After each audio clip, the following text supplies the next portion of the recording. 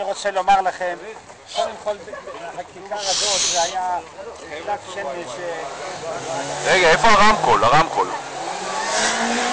זה נראה הרבה יותר טוב. איפה שמש? אתה יכול להחזיק לו את זה כל הזמן על ידו? הנה, הוא הילד חובר או בחור טוב, הוא יחזיק את זה. תחזיק את זה על ידו צמוד רגלי. אתם שומעים, אני בלי רמקול, יש לי קול גבוה.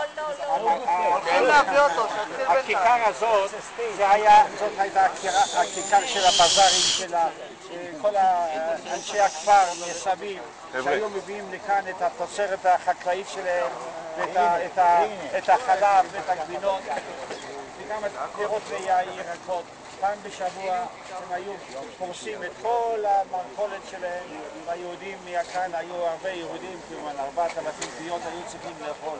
אנחנו היינו קונים אצלם את כל הדברי הירקות, התרנגולות, הביצים. אני זוכר שאמא שלחה אותי ערב יום כיפור לקנות איזה תרנגולת, אז גם הלכתי לפה בשביל הכפרות.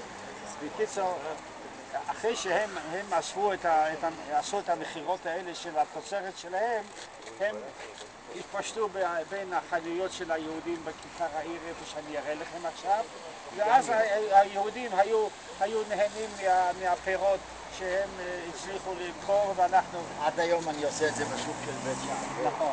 טוב, איפה גרת? אני אראה לכם איפה שאני גר.